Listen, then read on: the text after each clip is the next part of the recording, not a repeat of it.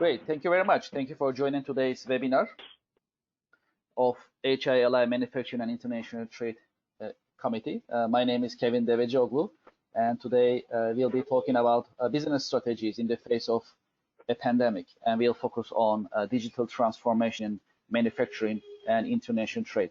My name is Kevin Devecioglu. I'm a co-chair of Manufacturing Committee with Ron Loveland, my colleague from Summit Safety and Efficiency. So before we get into more in detail, let me share more information about our manufacturing committee, and then we'll talk more about our subject matter today.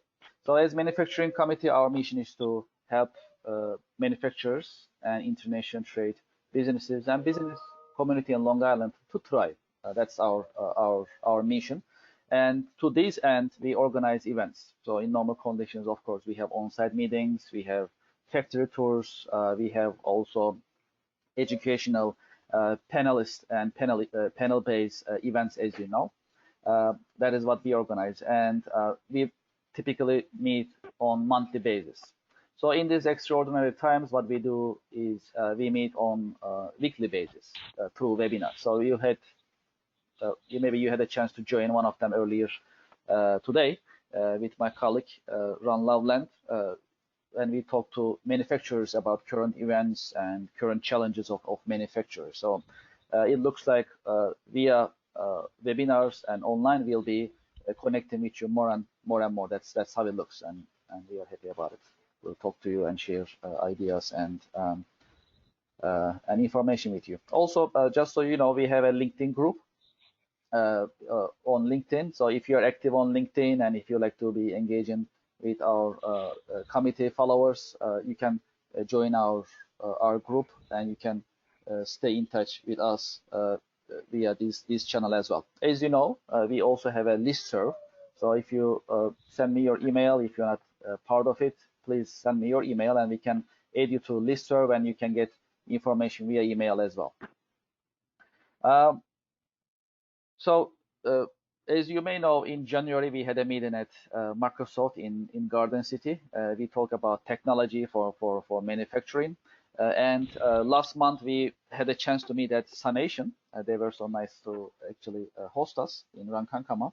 And we talked about green, as in environment-friendly manufacturing, and some business practices and some use cases that we talk about. That was another educational on-site meeting that we put together. And last week we had a webinar, as you may know.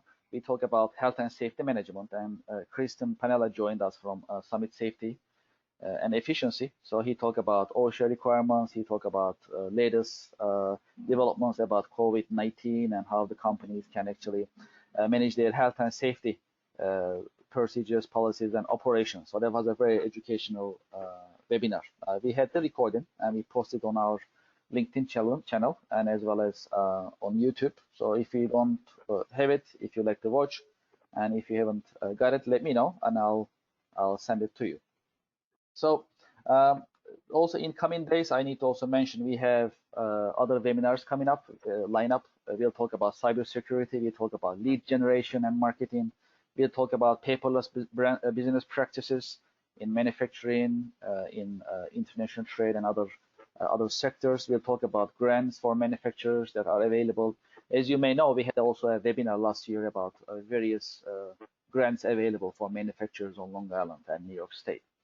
So we'll repeat and we'll update those what we shared before with our experts in the field. And we'll talk about, of course, with technology. So as you may know, earlier today when we had the meeting, we talked a lot about technology, because unless you are set up to run your businesses remotely as much as possible, it's very difficult to operate in these times, for example, because unless you're an essential business, for example, in New York State, it's, you cannot run your business, you cannot open it. If you're open it, you know, for all of us, we need to make use of technology, and we'll talk about it today. So before I jump to our subject, which is digital transformation, I'd like to turn it to Terry from HILI, if he has any, if she has any announcements, any information that would like to share. Terry, can you hear me? Yes. Hi, everyone. My name is Terry Jimenez. I'm with HIA Align Membership Development and also liaison for the Manufacturing Committee. Thank you all for being on the call. I wanted to share with you this that I forgot to mention in this morning's call with Ron, that every member should have received an email from Terry Alessi Maselli, our president and CEO, regarding Small Business Owners Guide to the CARES Act and updates. If you did not receive that, please let us know. My email is tjimenez@hia-li.org, and I'll be more than happy to send that to you. Also, there is a survey that was also sent, or actually, I will be sending it to the committee listserv regarding a survey that Stony Brook is looking to find companies that are manufacturing PPE, so that I can send out if you have not received that. On another note, I wanted to say to please stay healthy, stay safe, and HIA is here for you. And if there's anything that you need from us to help you to make introductions to members and talk about complementary opportunities, we are here for you for that. Please feel free to reach out to me. And I'm grateful for both Ron and Kevin for putting these webinars together. Very informative, and just want to say thank you. And that's it for now. Thank you. Thank you. Thank you. Much appreciated. Great. So let's talk about what we need to talk about today, which is digital transformation. Most of us, we work from home. We work from remotely, basically, and we connect via GoToMeeting, Zoom, and other channels to communicate, first of all, and to share educational information, content with each other in HILA community. So today we have Manny Morales with us, and he is the president of QDMS Technologies, and he's also a part of HILA. He is a co-chair of technology committee, and also active member of HILA. So before we hand it over to Manny, if you can mute your microphone so we can have a better experience in terms of having no background noise, if that's okay. So let's mute ourselves, and I'd like to invite Manny to share his insights about technology, about manufacturing.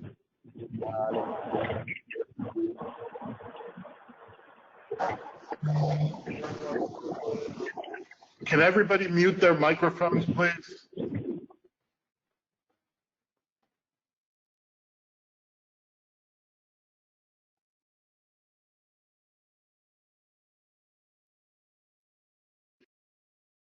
Thank you.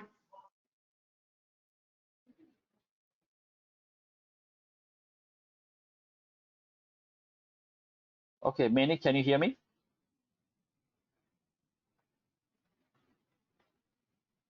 You may be muted, so let's make sure you're not muted.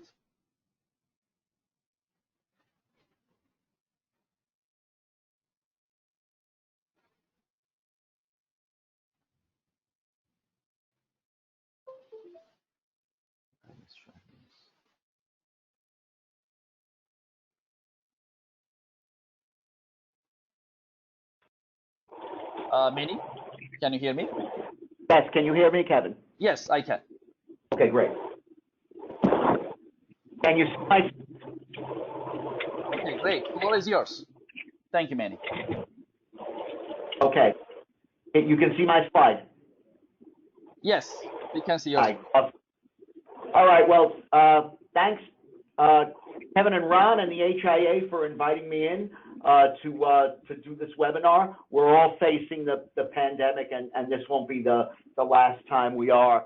But putting together from a technology perspective and some from a business perspective, being both a small business owner and a technologist, I felt I had some things to contribute to this. So we will be talking about both. The presentation, will take what it does. I want to hold off questions till the end, and then we can we can go through whatever questions you have. A little note about 2M. We're a full-service IT and software development company. We're based in Hauppauge. We work with manufacturers, distributors, and service providers primarily. Date back to 1987, so we've been around, 30 plus years. We're a Microsoft Silver partner since 2004, and we specialize in consulting, creating solutions, and in the Microsoft Azure cloud. We've got some vertical market software for manufacturers, distributors, and service companies that's available on premises and as SaaS. I'm a co-founder of the company, and I've been involved in IT since 1980. Our tagline is professional solutions with personalized service, so we try to make the task easier for you to eliminate the pain. Okay. As we're seeing more and more every day, this is a war. And the saying is you're either planning for war or you're in one. So part of my discussion is going to have to do with planning and for preparation. And even when you're in the thick of things, you can consider what you're doing now and how you could do it better. Saying the best time to plant a tree is 10 years ago, the second best time is now. So I've got clients that we were proactive together, and I have been asking them to move more and more computing power to the cloud, storage, etc. And the ones that went the most wholeheartedly had the least of a commotion to get them set up. The ones that worried that did not do that, we had the most time scrambling with. So we can take both sides of that. We've got clients on both sides of it. Innovation is paramount because we're going to be doing things that we never did before as organizations, as individuals, and it's the norm, and that may be the new, our way of doing business forever. So hopefully we can learn some things from having to do these sometimes painful things, but come out of it stronger than ever. Okay, a couple of things, a couple of past little maxims I put out there. Lincoln said if I had 8 hours to chop down a tree, I'd spend 7 hours sharpening my axe. Planning is essential. If you don't plan properly, you're really not going to have success. Eisenhower said luck is where preparation meets opportunity. So during this the situation that we're going to, if we've prepared properly, we can maybe excel in doing some of those things that maybe our competitors were not able to, or just so that we can stay in the forefront and providing value. Hannibal said we will either find a way or make one, and that's kind of a call out to the challenges that we're going to have going forward, and having to think outside the box and figure things out that we never had to figure out before. An old star said, be prepared. Short and to the point, and we all know him. Okay. In the pandemic scenario, the constraints, there's uncertainty of what's going on, of resource, of cash flow, of the supply chain, of all of those things. Some companies were proactive and put their options into place previously, and they were more ready for this, either adopting cloud or remote access across remote work process.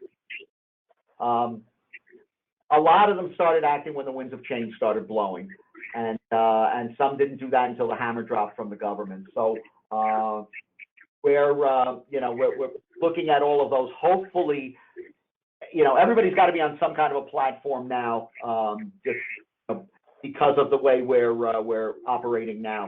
So you're all doing something to try and work through this. Unfortunately, there are businesses who they're not able to operate. They're deemed quote unquote non-essential, and they've got to go and do something else. And my heart goes out to them. But some options aren't viable to everybody during the crisis. You may not want or have the financial wherewithal to do something like a migration from on-premises to the cloud at this time. Certainly not all at once, but there are gradual improvements that you can adjust with and make happen and improve your lot. Ron and his group, and Kevin, they're all about continuous improvement. And that's really what this is a reflection of. Okay, so let's talk about a couple of different things. Let's talk about your people first, okay, and how to help you survive this. Cross-training personnel.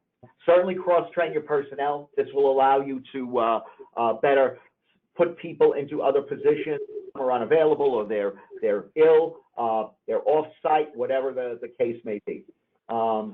Coordination between remote players and local players that have to still work together is important.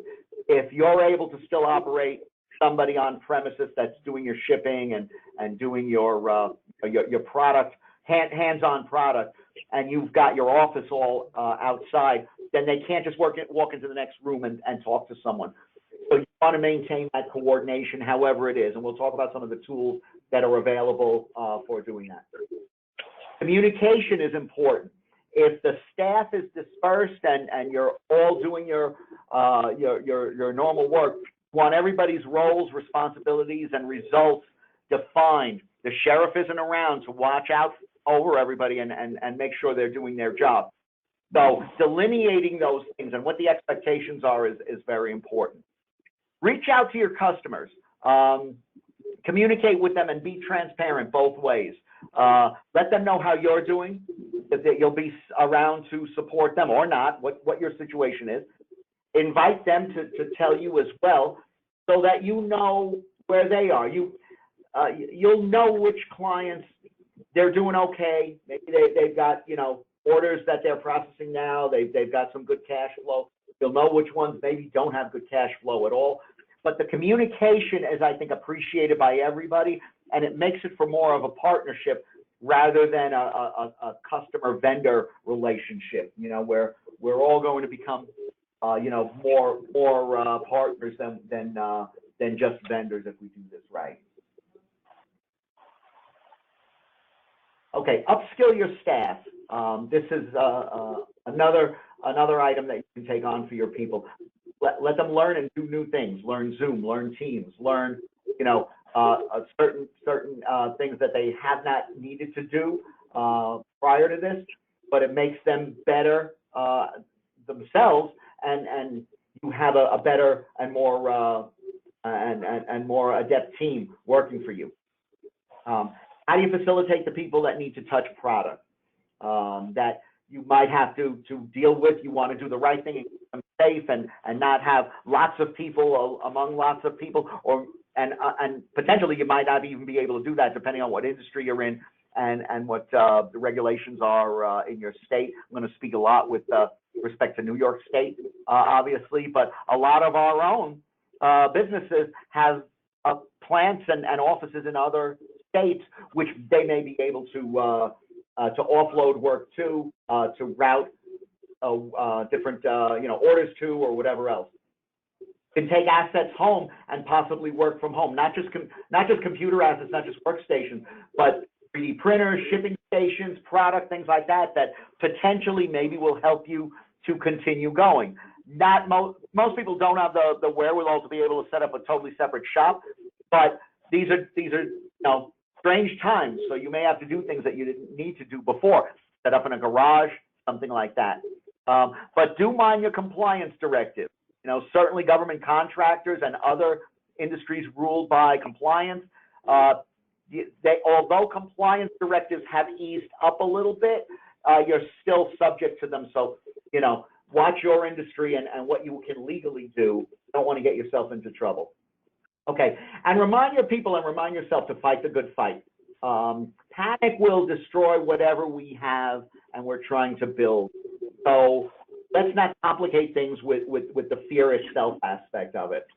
There's a saying, fall 10 times and arise 11. Encourage your staff to take care of their own health. This is something that we've been bombarded with over the TV. Wash your hands, don't touch your face, get sleep, drink fluid, rest. Try and avoid the normal flu and colds, because that will weaken your resistance and make you more prone for COVID-19 and other serious diseases.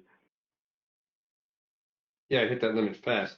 If I could just inject this, a lot of people are turning to Zoom because generally it works and it's also an easy one to use and an easy one to remember, but they're suffering a lot of security issues from their growing pains. I've got my IT and cybersecurity guy pulling together some notes and a report on that. If anybody's interested in that, I'll share it with you. Just send me an email at frankz@avi.com, FRANKZ as in zebra at albertvictorirene.com, and I'll be happy to share his notes with you. We use all the platforms, Zoom, Teams, GoToMeeting, and WebEx, and and we're concerned about some of the security issues with Zoom. Yeah. Well, we've had this problem at Stony Brook. Email that information to the manufacturing listserv. That would be great. Yeah. Okay, sure. We've actually had the issue of classes. I have not, but we've got the feedback from the provost that some people have. They're calling it hacking, but I don't know if they really hacked. I think they just got access. And Well, there's different levels. There's an actual zero-day flaw where an attacker can get your credentials. Oh yeah, okay. That's bad. What you're talking about is the fact that they're not real good about protecting the IDs of the meetings. So you can, once you get a meeting ID, you can crash the meeting. And they've had actually people dump pornography in there on the students. And then there's the mischief makers who'll do things like and that. also some dropping F-bombs during the class while the professor's trying to lecture. It's been a horror show at the university. There's all different levels of attackers out there, from troublemakers to actual criminals, and depending on who you are and what your meetings are, they'll approach you in different ways. And I have nothing against Zoom. They're a great product, and we use them, but this is an eye-opening time for a lot of people, and a lot of platforms are being stressed by the scale of what's going on out there, and so these security issues are coming out. So yeah, I'll be happy to share that to listserv. But again, if anybody wants to contact me directly about this or any related technical stuff, we're also an engineering firm, software and hardware engineering firm. So if you got any questions about anything, I'd be happy to respond. Thank you, Frank. I will say that What we we got just Teams a while ago, and it's holding together really well. And Microsoft has made Teams available for free for the duration of this. So if you're having trouble with whatever platform you use, and I'm not a Microsoft sales guy, I don't sell Microsoft. So we talked about keeping your staff healthy, which is very important, and we want to maintain, what the recommendations are. Regarding your ability to go remotely, to actually connect remotely, the size of your business does matter. Okay, so small businesses are typically more agile, but they've also got less wherewithal, less resources. They can go buy a couple of laptops, and depending upon the industry, they may be able to just start working from home, immediately. They also typically roll their own. Someone was making a point about security vulnerabilities within Zoom, and it probably is not the Zoom product. It's probably caused by the way it's been set up and the way it's been configured. So those sorts of things are really what you've got to watch out for, and average users, lay people that are not IT people, maybe don't know about those potential pitfalls. And that's typically what happens when a smaller business is setting themselves up for remote access, that, oh, I got remote access, I can get in, and they really didn't worry about some of the other items that govern that, and what they've got to watch out for to make sure they don't get hacked. Large organizations take a little bit more time, maybe or more slow to react, or need to get a team together to do it, but they typically have either an IT staff or a partner that can set up remote access properly. So they may be a little bit slow to turn, but have the wherewithal to do it. And ultimately, it depends on how easy a time this is going to be, by what type of a business are they in, and do they easily transition out. At this point in time, a lot of people have had to do something with that, so they're sort of accustomed for what they need to do. Planning and changing then the process. We talked about the people. Look at your opportunities and how they exist. That will maybe work in with your customer profiles. Who is able to do some new projects, buy some new goods, perform some you can perform some services for, or will be looking to buy your product now. migrate some production over to goods that are in demand. Right? We've been hearing a lot about PPE and masks and gowns, and not everybody's got the wherewithal to make a ventilator, but that there are goods and services that are right now in very high demand. I saw something come across earlier from the HIA that 3D printers are in demand. So if you've got some in your warehouse or access to them, those sorts of things are a shift in product and services that might be beneficial.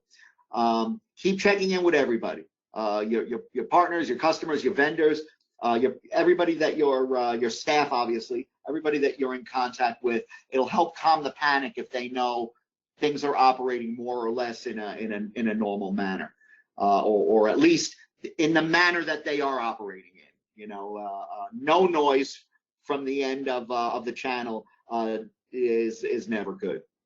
Okay, sales departments are particularly well suited for doing remote work, since in their use cases they're reaching out to customers, so they have cell phone. They may need some documents available to them. There's a number of ways we could facilitate that and talk about it. There are there are tools like Teams, Meetups, CRM systems that they can avail themselves to. Can you modify your supply chain to minimize impact from a single source? We're seeing, if anything, in this whole thing, that dependence on a single source or even a single country is potentially catastrophic. So if we can alter that a little bit and go and get additional sources for skills and for product, that would be a good thing.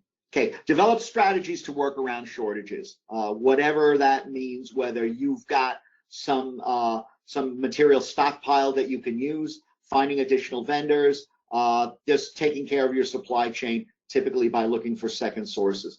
Communicate with your team, staff, and partners, with your customers, with your vendors, and look to see, are there additional services and goods that maybe you can get from vendors, that maybe you can get from partners of some sort that you're not selling now, that you could, and that may create opportunity for you in the future. Do you have customers that are less affected? Certain industries are less affected than others. That's an important consideration. And something else when it has to do with remote work, do you need to get to your desktop, or do you only need to get to your information? Those are two different things, and may affect the way and what you try to use for securing remote connection. Okay. Okay. In considerations for technology. Okay. What are the logistics, the technology logistics that are in place? Do you have a central server, and what is it hosting? If it's hosting something like your ERP versus hosting your documents, those are two different things, and you've got different levels of flexibility of what you can do. Going remote might be easier than you think if what you're doing is storing documents on it. You may make a nice push out to the cloud through OneDrive or SharePoint or something like that. Are you in the cloud, or do you have a local connection to your asset? So an on-premises network, or are you in the cloud? Big difference. Like cloud connections, typically the cloud side typically has more capacity, because they're in a data center or a cloud supplier region. On your end of it, your desktop, you're going to be constrained by the pipe that goes out of your house. You might overwhelm it because those are typically, more residential plans that you're utilizing. So keep that in mind. Your internet bandwidth issues at either end. The need for 5G has the spotlight on it. With there's a lot of usage of bandwidth right now. Streaming, games, remote work, they're all going on it at once. So certain carriers, ISPs, are being they're feeling it. And if you hear Optimum, doing some upgrading, or you're even seeing some, odd things going on with your connections, it's because they're trying to keep their infrastructure upgraded for this. If you've ever worked on, tried to get email on a cruise ship, when 1 million people have finished their day out at their shore excursions or the pool, and they're coming back, and before dinner they want to check their emails or Facebook with their kids, you know exactly what I'm talking to. A lot of people coming into a bandwidth and through an infrastructure that wasn't really constructed for. And is your IT and support personnel and partners up to the task of supporting this? That's important, because like with any type of an infrastructure endeavor, you set it up, but there is a support access point that needs to be considered. Another reason why going to the cloud, this is all on the table of the cloud provider. So they worry about keeping that service up and running. They worry about the nuts and bolts of making sure things flow through. If you're doing a connection to your own in-house infrastructure, and there's a lot of people working off-site, I should say, your infrastructure inbound might not be up to the task, and so your IT and support personnel are going to be very, very challenged with it. Okay, security overall. I could have done probably a presentation on just security, and I think these guys might have one coming up. But the security and policies of your organization and your industry need to be considered when you're working off-site. Anti-malware and endpoint protection are still very important. So if you're on, using your kid's PC to access your business, I'm hoping that they have adequate protection for that PC, because you're still going to be transponding data through it that's potentially under some sort of compliance. Connection security. If you're connecting to your work, it's got to be going through some kind of an encryption, or through or through a VPN. So you've got to watch out for those sorts of things. Multi-factor authentication has sort of become a little bit of a gold standard for security, where you'll get, and you do this on your banks now, your destination will see that you want to connect, and it will send a code to some other some other vehicle that's your cell phone, an email address, something like that, so that it can say, all right, you can get in if you can give me the 6-digit code or whatever that I just texted to you. Very powerful, and really helps a lot with defeating hacks, attempted hacks, and things like that. Password protection and complexity. Follow best practices, or use password managers. Don't make every password to your enterprise XYZ one. That is not a good practice. And protect your digital assets wherever they may be. Harden them, with keeping, locking them down so that they can't be accessed as readily. Make sure you've got redundancy. Backup is sort of the firewall, so to speak, of our of security. Okay, that was on the prior slide. It's talking about technology. Next thing, self-service help desks. So here are some things that, in exploiting digital innovation, possibly you can use to help your business transact business. Can you institute something like a self-service help desk electronically on your website or something that will, with bots, with AI bots that are available to everybody now, to speed customer problem remediation, so you can help them and not have to throw a person into the mix theoretically. Eventually, as most of the automated help desks have, you may need to connect to a live person, but the bots can go a long way. Okay. Fortify your data analytics and KPIs with tools like Power BI, Report Builder, and even Excel. Know what's happening. When the tide is high and everybody is floating nice, everything is great. But when the tide starts going out, you have to know where the shoals are, So knowing how your business is doing, what's operating, what's successful, what's not, is a key aspect. And there are these tools available that can help you to get a better idea of what's going on. Power BI has a lot of data integration points. So, if you don't have, the connection to it, you can port files over or whatever. We can talk about that offline. I don't want to make it a Power BI demo, but it's a great tool and extremely powerful, and it's from Microsoft. Leverage services of an external partner. Not that I'm doing a plug for 2M, but 2M TechWorks, and there are plenty of other partners that you can work with depending on what the use case is of your need, that can help you get to where you need to go, and work to help bring about some cases that will be beneficial to your business. Looking at the next item, if you can boost your e-commerce presence, that's a big plus. Among my clients, they're living off their web sales or their EDI. Maybe they're trading with Amazon or eBay and transacting things through EDI.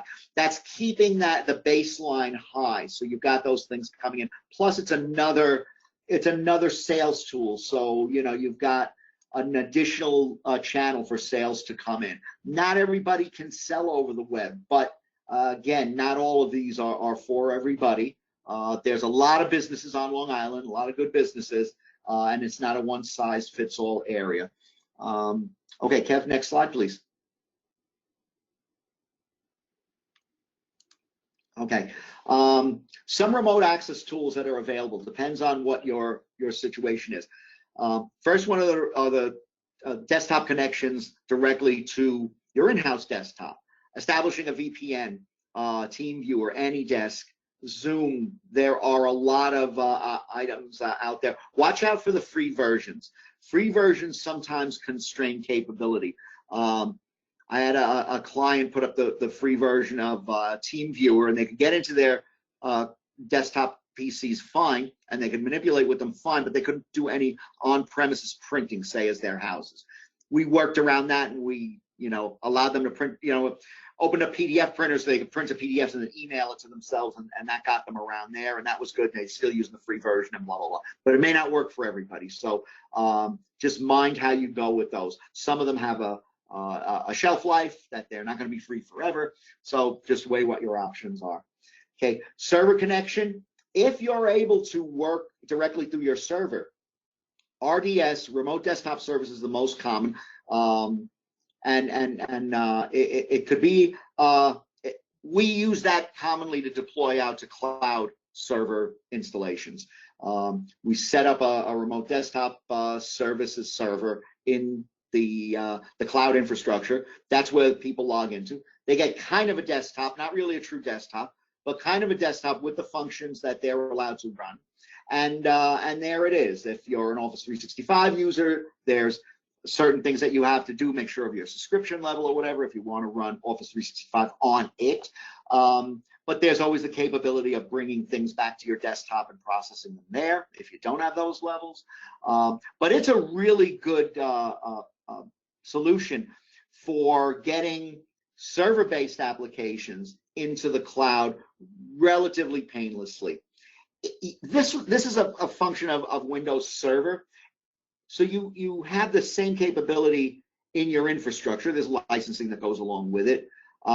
If you're trying to set it up in your own infrastructure with your own server, definitely seek professional help. There are all sorts of considerations for security, for firewalling, for encryption, for all those things that your IT professionals need to take care of. Okay, you ask yourself, can you migrate assets to the cloud? Programs, applications, just storage. What can you move to the cloud to make it an easier access? As I said, RDS is excellent for rehosting cloud-based server stuff. Then there's also available Windows Virtual Desktop. This has been extremely popular lately. it allows you to virtualize and put out into the cloud a full Windows 10 experience within the constraints of whatever group policy is within the network that you've set up. So it's consistent with an experience on premises. To keep the cost down, you can share that Windows 10 enterprise experience out with multiple users, connecting through cheaper hardware, through Chromebooks, which they couldn't have used when they're running their line of business application or doing their CAD design or anything like that. Well, it's perfectly fine that software is residing on the virtual PCs, the virtual Windows 10 client, and they're connecting to it through some cheaper window into it, and then executing through it. So it's a good desktop method of working remotely, but getting that full powerful experience. The RDS is more constrained that it's not a full Windows desktop experience, so the administrator kind of controls who can get to what.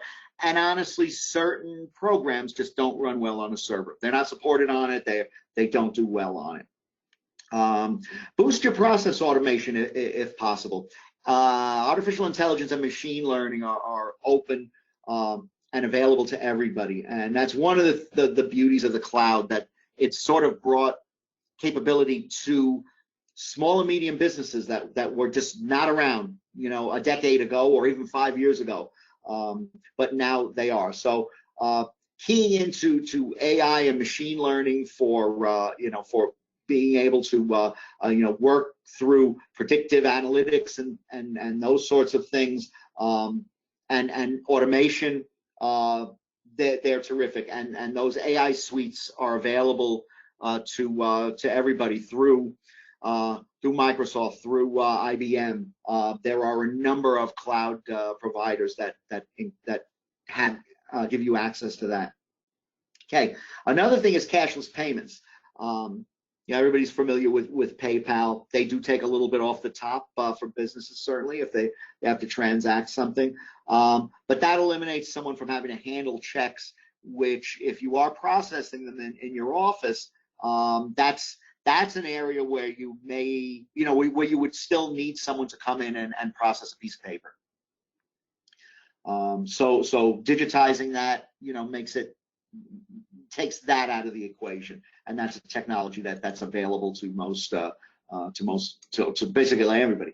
All right, Kevin, next slide, please. Oh, you're already on it. Okay, take advantage of cloud technology and migrate use cases into it. As I said, brings top performance to SMBs. Connectivity is all URL driven, so it's as long as you have an internet connection, you can get to it. Cloud providers themselves are typically up 99.99% of the time. Their internet connection, the internet connection on their side is in a data center and is in all kinds of high performance has all kinds of high performance capability. If your internet connection is down like Sandy, then okay, that throws a fly into the ointment. Do you have alternate means of getting to the internet? Things like Wi-Fi, 5G, if someday, but that will provide this method of connecting. What if not? What if it is like Sandy and boy, everything is out? It's slowly coming back, but we have nothing reliable. Okay, can you move some of your work to an unaffected area? Would be my my next request. Either by physically moving things, or do you have some outside offices that have your product or your assets and we're not physically impacted by the same type of outage? In moving your applications to the cloud, there's a number of things that you can do, and what you've got to concern with. Security is again top, first and foremost. The cloud brings a level of scalability that allows you to ramp up or ramp down, and enjoy cost savings or enjoy performance impact as you need to. It's got a strong reliability, resilience, and durability through the redundancy that if you've got your cloud platform set up properly, your provider will have come through with those things. Just because it goes into the cloud doesn't mean it's automatically redundant. Certain things are and certain things are not. You know, you or your technology professional have to make sure that they are. And the cloud is more and more coming to be an X as a service, everything as a service. Storage, compute, security, disaster recovery. There are many options out there that weren't there now. Meeting as an option, as a service. So cool things. All right, Kevin, next slide, please. Okay.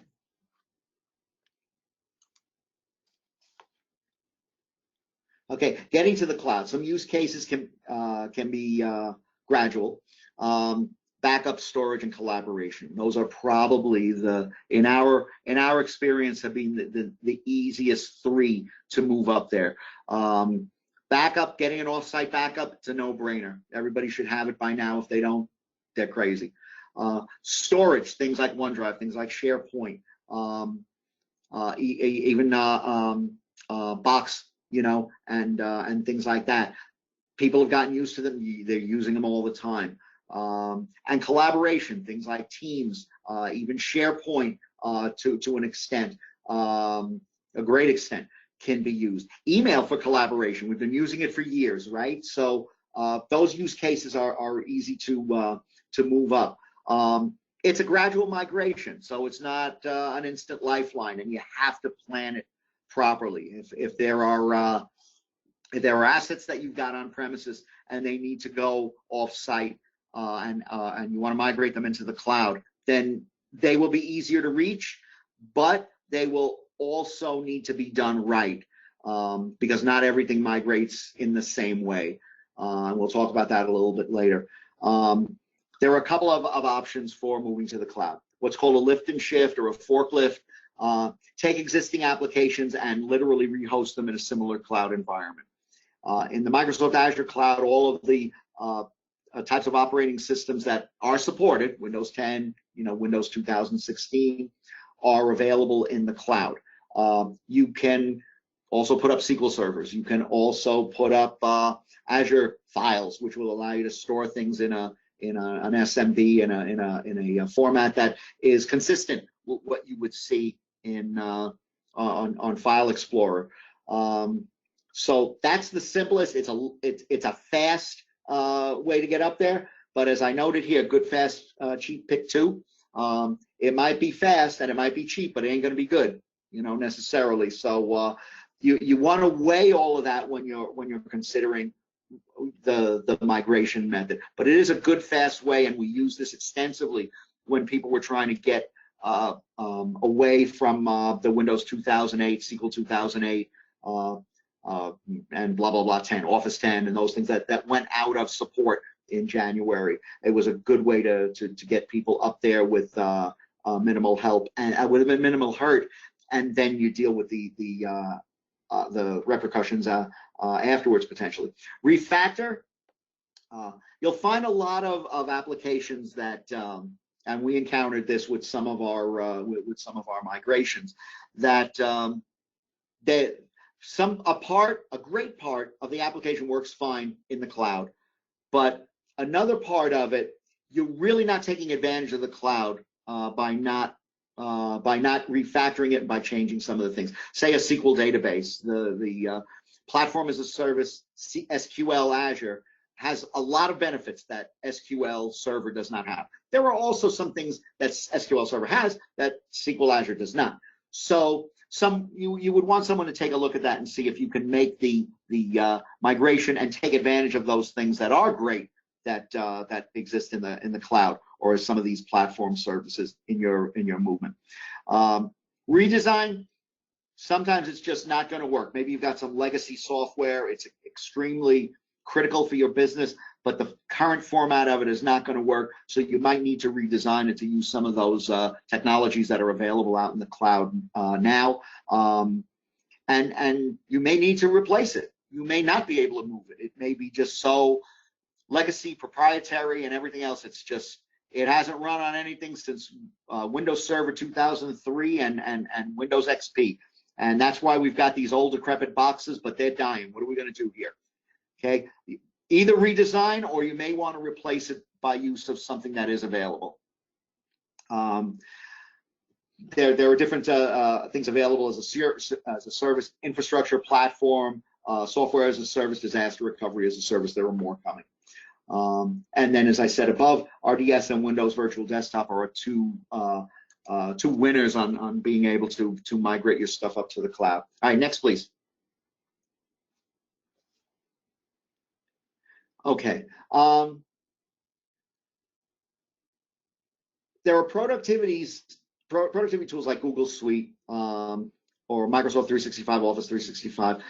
Many companies have gone the route of pure service offerings that will help you to work remotely. We're using one of them now, right? We're using GoToMeeting, and we've used Zoom, and all those things are great. So those are cloud-only offerings that you really just need to connect to and keep a lot of the stress off your shoulders.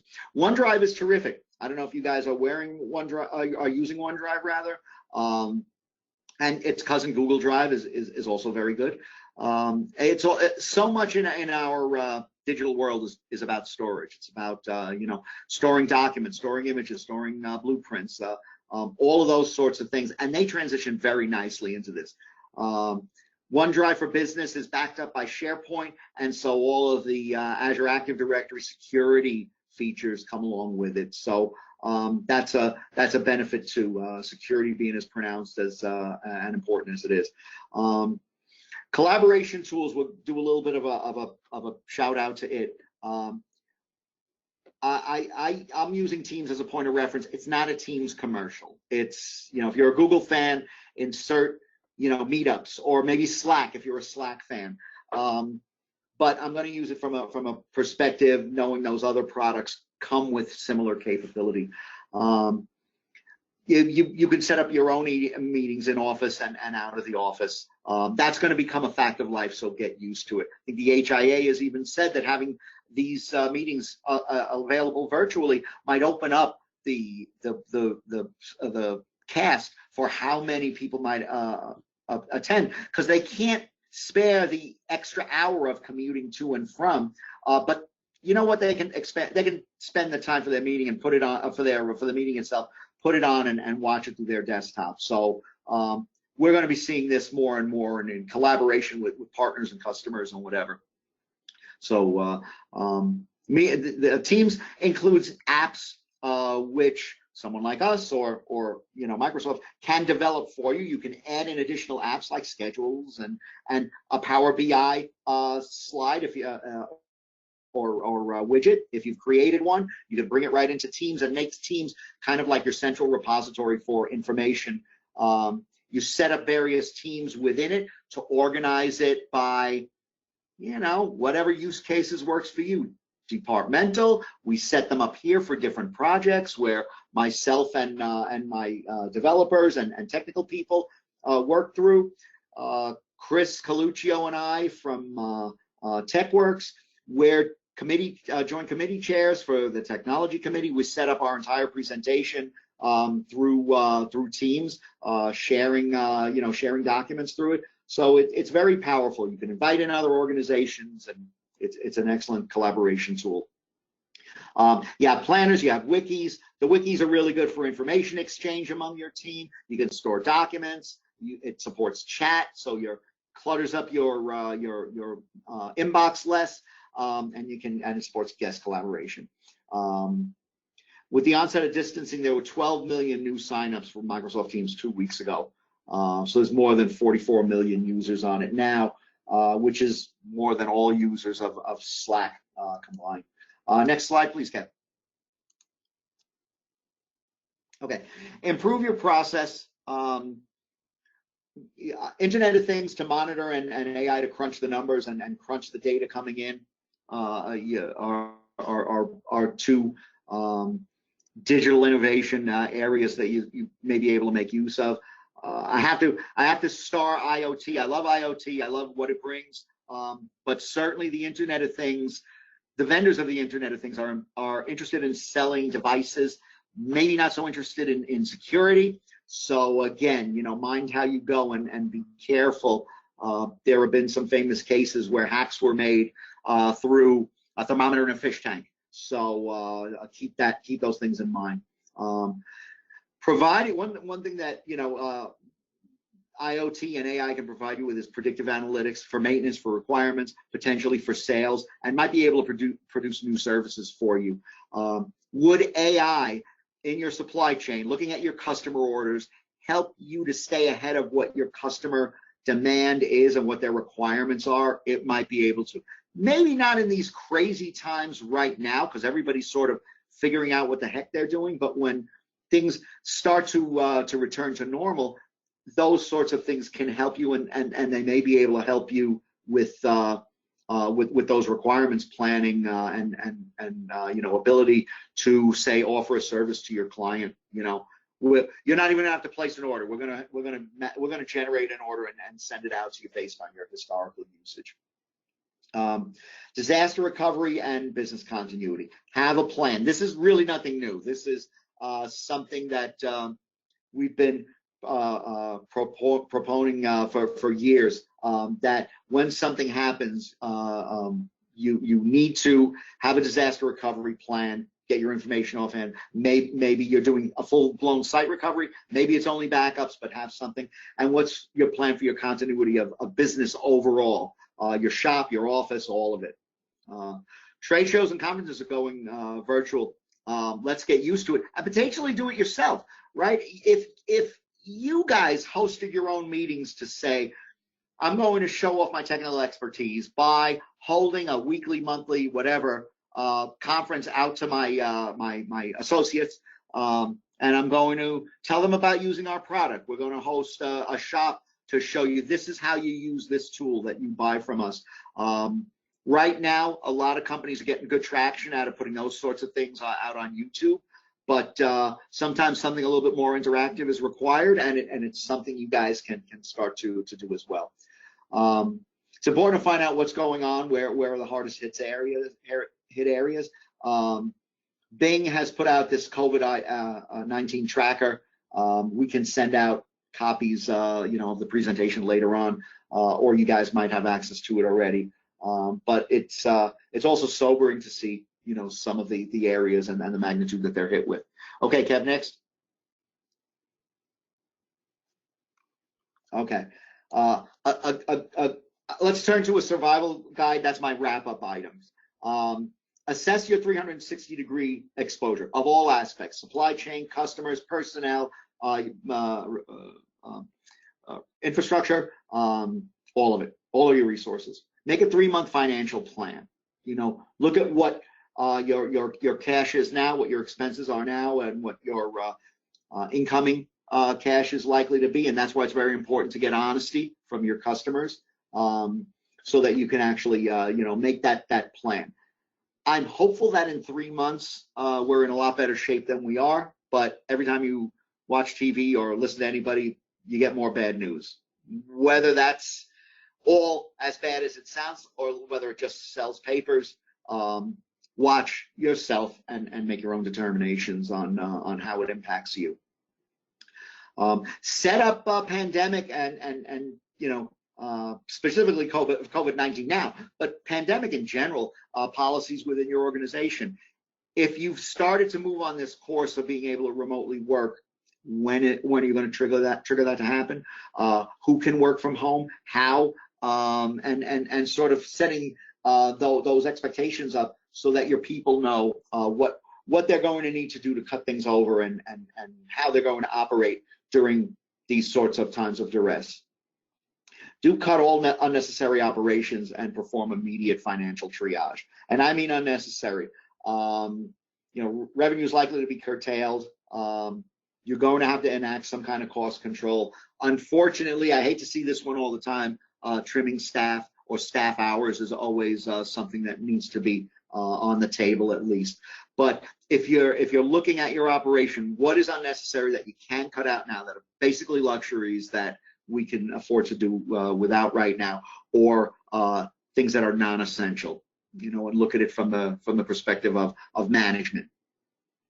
Be honest with your employees, exercise care in the workplace, work from home, facilitate work from home systems, don't force workers to show up, distance when together, and observe safeguards as needed. Mask, gloves, wash your hands frequently, clean equipment, right? Manufacturers that are out there, cleaning of equipment is so essential because of the virulence of this thing, able to exist on surfaces for long periods of time. Next, please. Okay, see what government help is available. SBI, IDAs, New York State CARE Act, all of those things. The SBA has assistance loans, the personal tax extension being extended to July 15th. You may be able to take advantage of it. It may not be for you.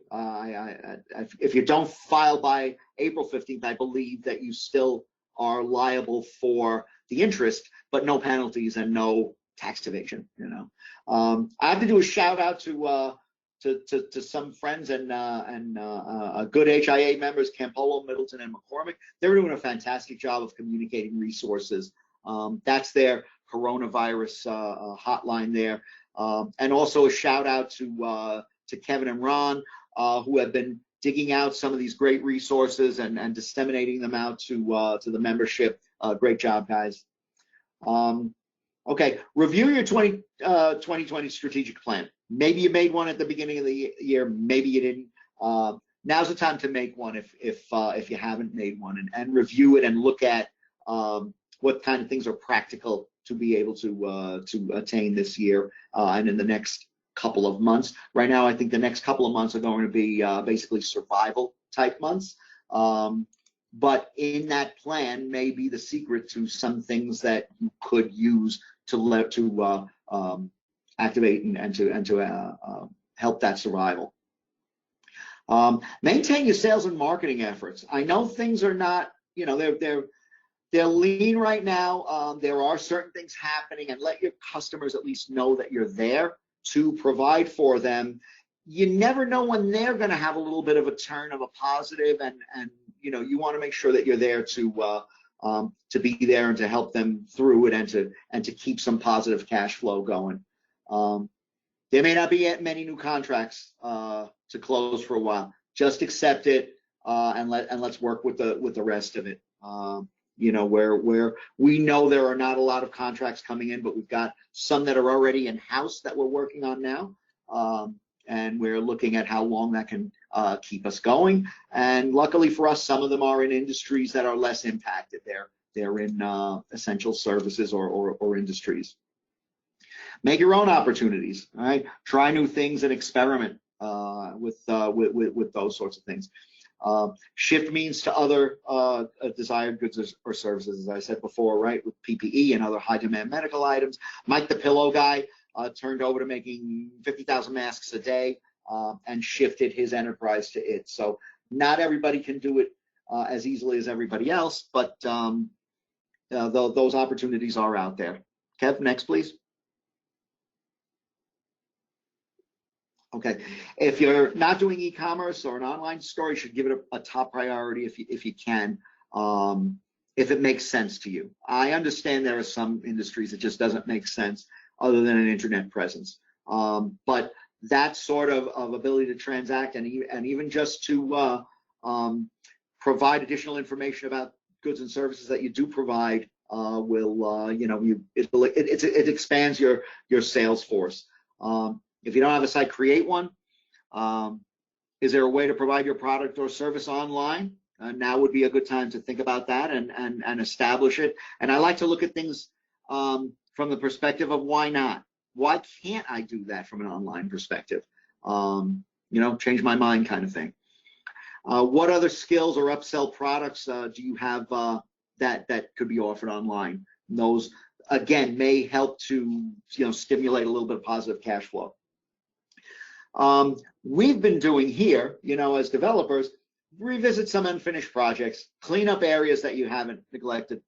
We're doing some product development and enhancement to our ISV products, to our vertical market products, because we've got resources to do it that are available, and you can't put everything in the non-billable category. But if you've got resource that you're not doing anything with, that you're not getting rid of right now or curtailing, now is a good time to look at some of those unfinished projects, and maybe some of those unfinished projects can turn into finished projects and cash. Okay, cash rules, so protect it, right? Secure your liquidity, ensure access to capital. The SBA loans, I understand that you can apply for them and you don't have to take them, even if you have gotten approval. Fees are waived right now, so take advantage of it. HIA can definitely help put you in touch with various resources within there that they have access to. The IDAs are also a good resource. Kev, please.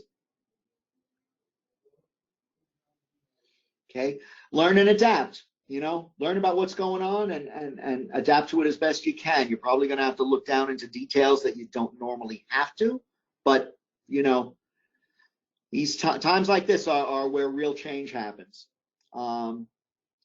Keep a business and or personal reserve to draw from in hard times.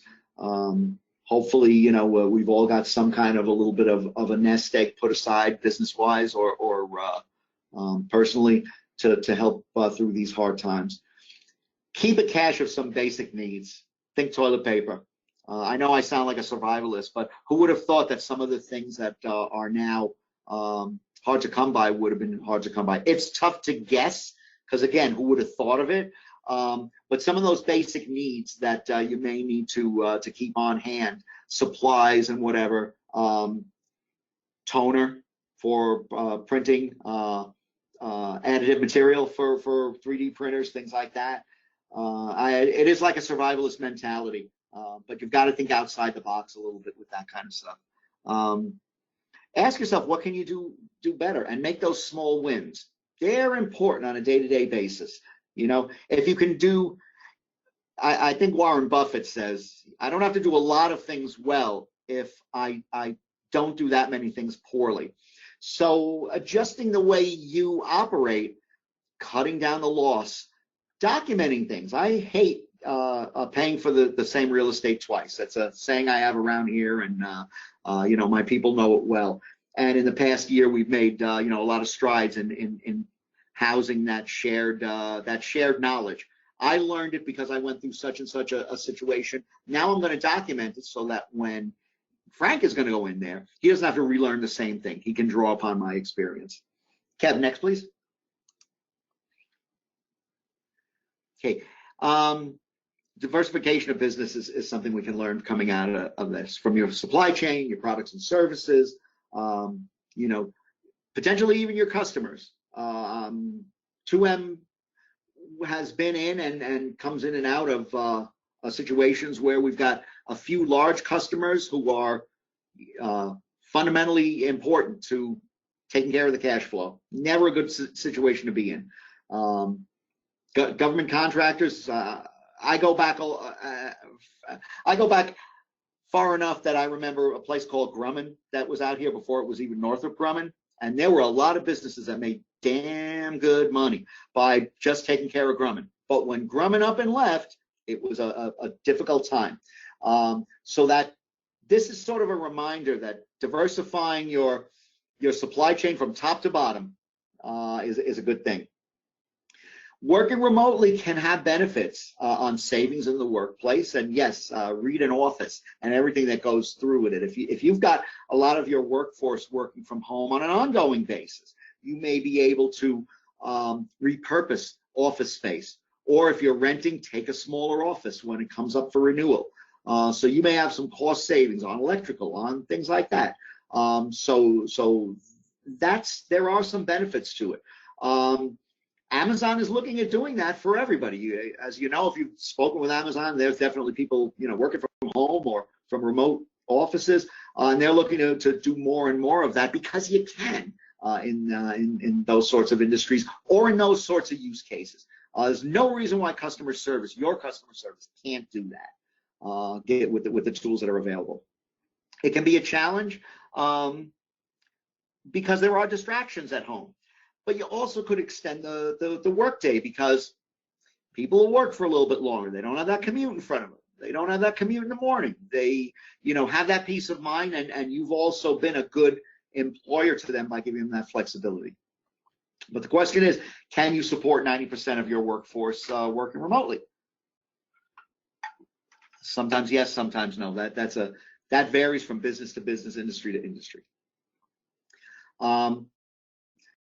Excuse me. Pandemic is accelerating the future of work.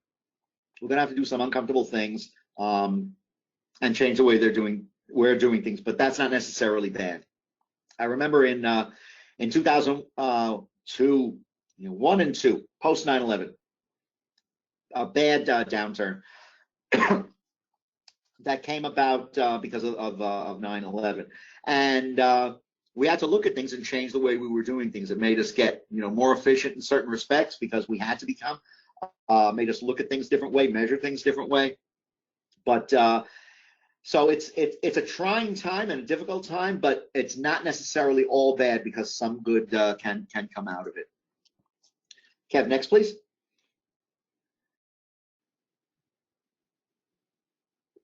Okay, and speaking of 9/11, if we can do things, let's be a little bit more considerate and think of post 9/11. We're all in this together.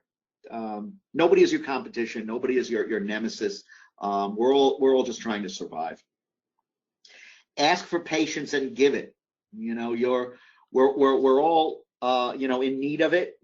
Things are not going to take the same amount of time to do or to deliver. If we have some patience, if we're good people with one another, that's going to help us through these times. And a reflection of the times.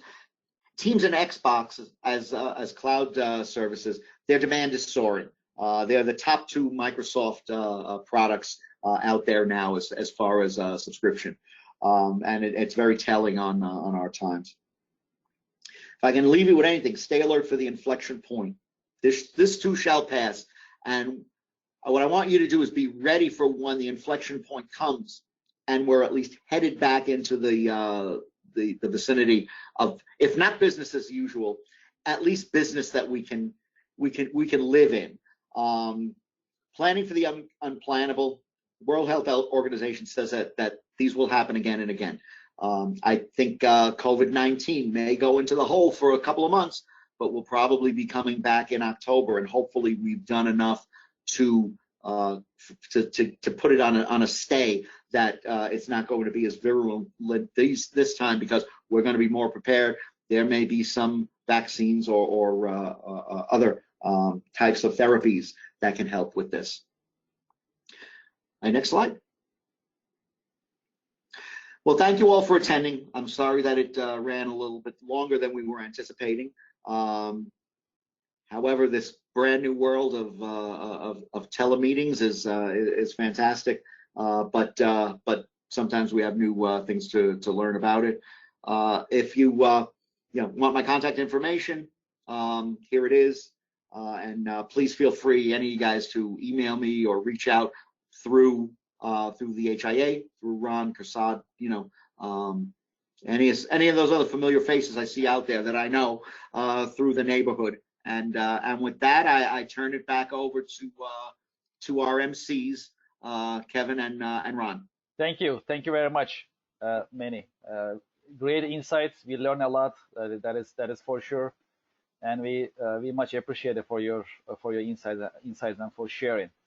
Of course, the important thing is to learn from you, and at the same time, turn it over to our attendees. I can also unmute everyone in the meantime, and ask questions. So you mentioned earlier, so you're an HILI member with your company, with 2M Technologies, and also you're active in technology committee, right? Chris, maybe before we start with the Q&A, maybe you can tell us about the committee, technology committee of HILI. What you guys are doing, how you guys, helping our members, business community in New York and other regions, basically. Okay, Technology for Business Committee. We meet once a week on the first Wednesday of the month. We had a meeting yesterday, a virtual meeting through Zoom, and As I mentioned during the presentation, Chris and I collaborated on that entire presentation. Apart from one another, we work with one another quite frequently and do a lot of business because we're in complementary industries within technology. But what the goal of the committee is to do is to enlighten members of the business community and of the technology committee of different elements within technology that are appropriate to providing business, but sometimes just cool stuff. Sometimes remote unattended cars and driverless cars and things like that. We'll do some spots on things like that. 3D printing a couple of years ago. There's a lot of technology stuff that's just cool right now, but it's going to be critical in the years to come, which is what 40 years in the technology industry has given me all this gray hair from, because we are constantly having to look at what's coming down the pike, knowing that 80–90% of it is just going to fall off the road pretty soon. But you don't want to get caught short. And we were an early adopter of cloud and of mobile development, and nowadays we're seeing the benefits of that, because those are a big part of the businesses of our stock and trade. But the committee itself welcomes new members, and we're there to sort of disseminate technology items and different concepts that are important and coming down there. And yesterday, as it would turn out, our topic was working remotely. Chris and I talked beforehand and said he had done a presentation last month, and we said, why don't we deep dive into it? Because it touches everybody. Everybody is involved in needing to do that, and they need to know what how they do it and how they do it right, how they do it safely. So I welcome everybody, all the attendees and beyond. If you like technology, check out the Technology for Business Committee. Yes, definitely. Thank you very much, Manny. So we also have, of course, questions. So I'd like to turn it to our attendees. Do you have any questions that you'd like to ask Manny about digital transformation, about how to use technology in various businesses? Please feel free to unmute yourself and ask your questions. Let's give it a minute if there is any questions in the meantime. Earlier when we had our morning meeting with our members and manufacturers, so we had different takeaways. One of them was to basically making sure of the safety and health of the employees, for example, not only for today, also for later on, for example. That is important. In that sense, using technology maybe is very important. That's what we addressed last week, is to manage safety and health management in organizations. Is there a question in the meantime?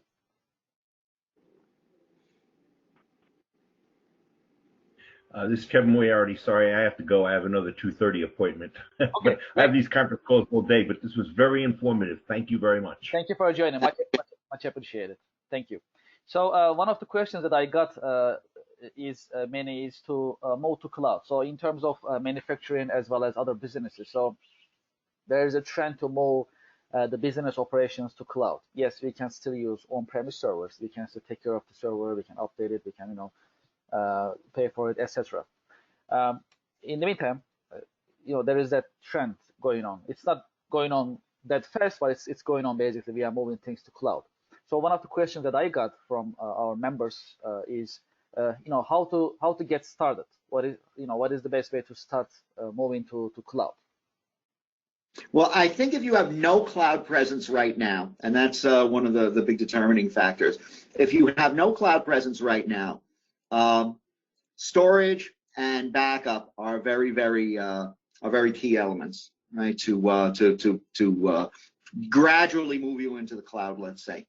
So because they're sort of intuitive, and those are probably the first ways to move in if you haven't moved in at all.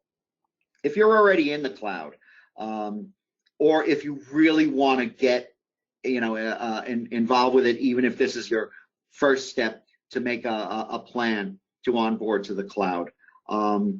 Then doing a thorough look at what your assets are in-house and what is the best way to move them out to the cloud is important. If you in your office are using a lot of cloud-based services now, which, you know, a lot of doctors' offices, they work through a portal and submit claims and all that, and they really just need a secure way to connect to the cloud and maybe some document storage and things like that. It's an easy move. If you've got an on-premises ERP system or something, and you want to move it into the cloud, reaching out to a technology provider, you know, like us and like others, to look at the viability of doing that and to suggest a migration path would be best.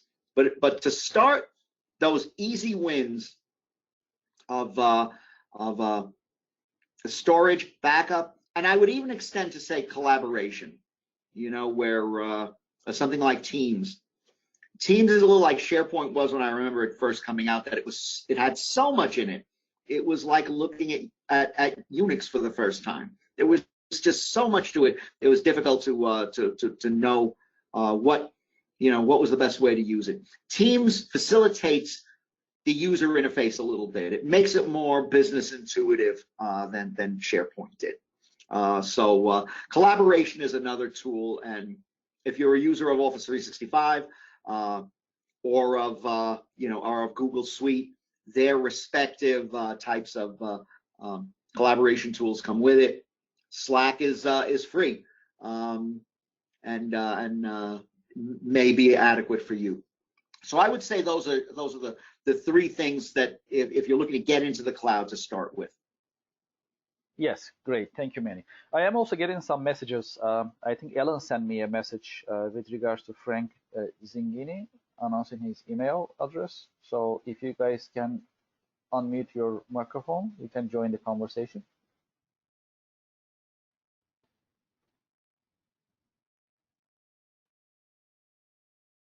Or you can just type in. Hi, can you hear me? Oh, yes, I can hear you now. Please go ahead, Ellen. Hi, I'm Ellen C. with Regular Equity. I was just listening earlier in the conversation. I've been on and off on a conference call, but Frank was talking about Zoom and I believe his tech guy had made some notes on some issues that they were being faced with and was going to make those available.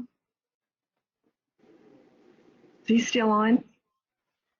I see Frank, but I'm not sure if I think he's muted. All right, I asked Frank to put that out to the manufacturing listserv, so hopefully he'll do that later today.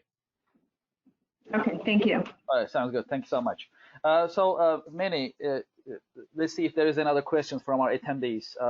If you have any questions, please feel free to ask Manny about technology, about digital transformation, adopting technology. You can unmute your microphone and join the conversation.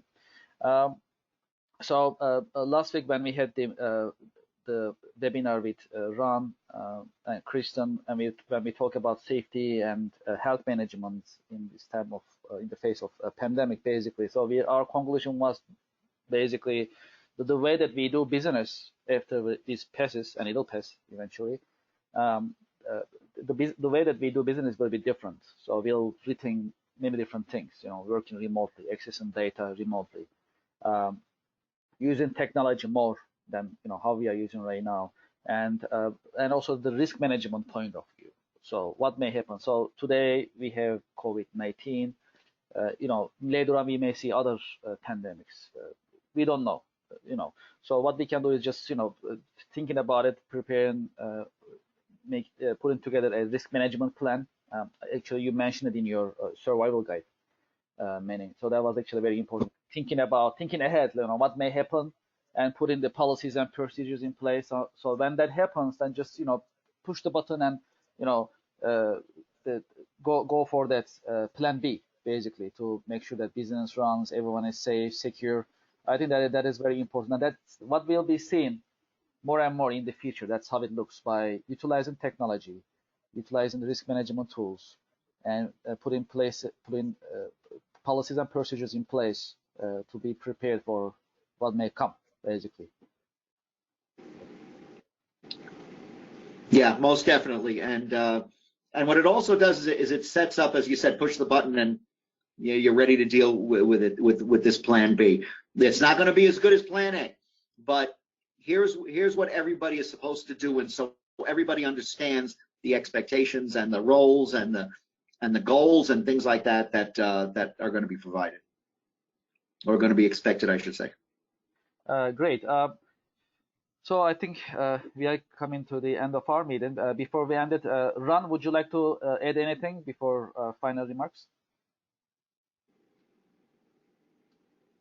Sure. Thank you, Manny. Very informative. A lot of good information and details for us. Challenging times for everybody, so appreciate the information and look forward to working with you. Continue to work with you at joint meetings in the future.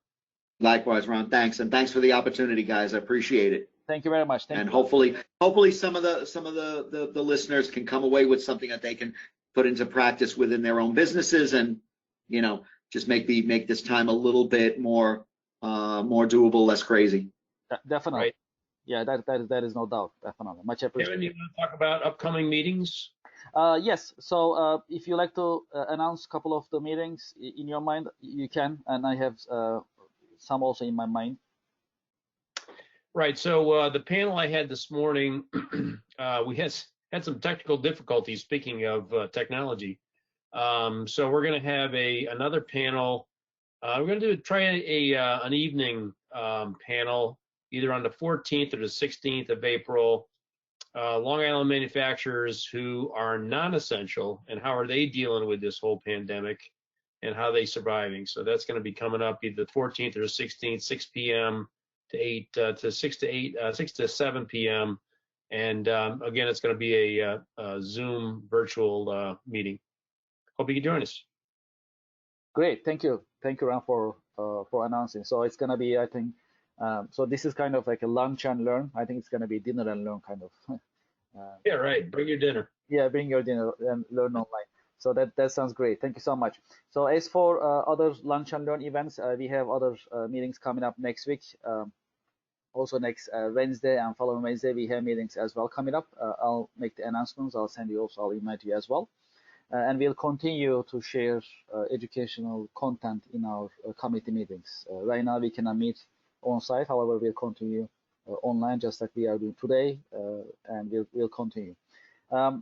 Manny, again, thank you so much for the insights that you shared. Very educational, much appreciated. Thank you for your support and contribution. Thank you again for asking me in, Kevin. And anytime I would love to share what little I know with the group. And as I said, it would be great for me to know some people took some of this information home and made it work for them. We'll all take it home, definitely. That was very practical, very insightful. Much appreciated. Also, just so you know, as to our contact information, I keep them on the screen. Manny also shared his contact information earlier. So if you like to contact us, if you have any questions, if you like to join as a panelist to one of our webinars in the future, you can contact us to continue this conversation. We welcome experts basically to our panel. So the idea is to basically sharing educational content with other professionals in our community, and especially in these difficult times. So this is very important for everybody. So please contact me, contact Ron, and we'll welcome you to our panels so you can share your insights, and we'll continue being active in business community. And we are also looking forward to seeing you in our coming webinars. For example, next week and following it, we'll continue. Again, thank you so much for joining, and we are looking forward to seeing you in our coming educational webinar series. Thank you and have a nice day. Thank you, and thanks for attending.